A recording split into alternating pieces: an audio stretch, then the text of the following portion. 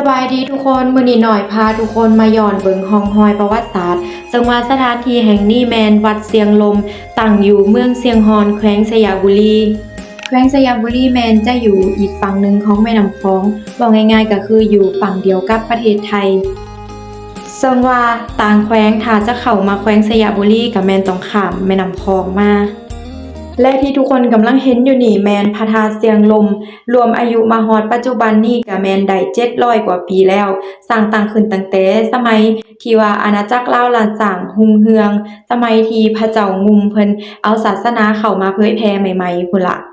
เข้ามาภายในวัดนอกจากจะเห็นพระธาตุเสียงลมที่ว่าโดดเด่นเป็นเอกลักษณ์โดยความเก่าแก่แล้วก็เฮาก็จะเห็นป้ายที่ว่าเพิ่นเล่าประวัติความเป็นมาแบบนี้เลยและก่อนที่ว่าจะมาเป็นพระธาตุเสียงลมนี่ก็บ่แม่นง่ายๆเด้ทุกคนเพิ่นได้มีการไปขุดเอาดินเพื่อมาเฮ็ดดินจีใหญ่ที่จะสร้างพระธาตุนี่นะขุดหลายปีเติบแล้วก็จนสถานที่ที่ว่าเพิ่นขุดเอาดินมาเฮ็ดดินจีนะตอนนี้กลายเป็นหนองน้ำใหญ่ๆจนชาวบ้านเพิ่นเอิ้นว่าหนองสร้างแล้วก็มีผู้เฒ่าผู้แก่เขาเจ้าเคยเว้าไว้ว่าแต่ก่อนอาจจะเอิ้นชื่อว่าน้องสร้างเพราะว่าคนเฮาสร้างขึ้นมาเองหั้นนะแต่ด้วยการเวลาที่ว่าผ่านไปเฮ็ดให้การออกเสียงหั้นนะผิดเพี้ยนไปตอนนี้ก็เลยผู้คนเลยเอิ้นน้องแห่งนั้นว่าเป็นน้องสร้างเดี๋ยวน้อยจะพาทุกคนชมอ้อมรอบพระธาตุก่อนแล้วเดี๋ยวเฮาจึงจะไปเบิ่งน้องสร้างที่น้อยว่าบ่อนที่เพิ่นขุดเอาดินมาเฮ็ดดินจี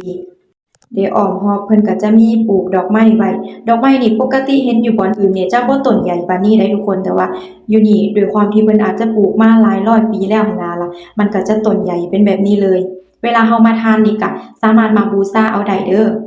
ตามการบอกเล่าของผู้เฒ่าผู้แก่เพิ่นเว้าว่าภายในธาตุจะมีแก้วแหวนเงินคำเชื่อกันว่าสมัยแต่ก่อนมีคนเคยเห็นเวลากลางคืนน่ะจะมีแสงรุ่งเรืองออกมาจากพระธาตุโดยเฉพาะเวลาวันศีลหรือวันเพ็ญตามความเชื่อของผู้เฒ่าผู้แก่เพิ่นเว้าไว้ว่าสิ่งที่เป็นแสงออกมานั่นคือจะแม่นว่าอยู่ในธาตุนั้นมีแก้วดวงดีก็เลยเฮ็ดให้เวลากลางคืนนั้นมีแสงออกมาชาวบ้านเพิ่นจะเชื่อถือว่าสถานที่แห่งนี้แม่นศักดิ์สิทธิ์ที่สุดเบิ่งจากดินจีที่ใส่ก่อของสมัยแต่กี้แต่ก่อนแม่นจะหนากว่าดินจีที่เฮานำใส่ในปัจจุบันนี้และสำหรับความสูงของพระธาตุนี่แม่น27เมตรถือว่าเป็นงานที่ปานนี้เติบเลยแหละเพราะว่าสมัยแต่ก่อนมันบ่ได้มีเครื่องไม้เครื่องมือในการก่อสร้างที่จะทันสมัยเท่าเดี๋ยวนี้หั้นนะแต่เพิ่นก็สามารถเฮ็ดออกมาได้ดีหลายแต่ก็ด้วยความที่ว่าการเวลาผ่านไปหลายร้อยปีก็จะเฮ็ดให้มีการผุพังเสื่อมสภาพไปตามกาลเวลานั่นล่ะ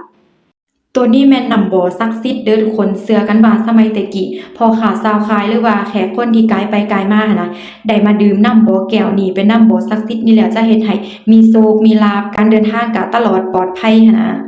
แล้วน้อยก็มีการเสี่ยงโชคมานำได้ใบที่14ถือว่าเนื้อในก็ดีเติบตัดภาพมาที่หนองสร้างเลยทุกคนขี่รถขึ้นดอยมาก่อนฮอดหนองสร้างเราก็จะเห็นรูปปั้นพระพุทธรูปใหญ่ๆอยู่นี่เลยรูปปั้นนี่แม่นเพิ่นก็มาเฮ็ดตามหลังเด้อทุกคนสร้างตามหลัง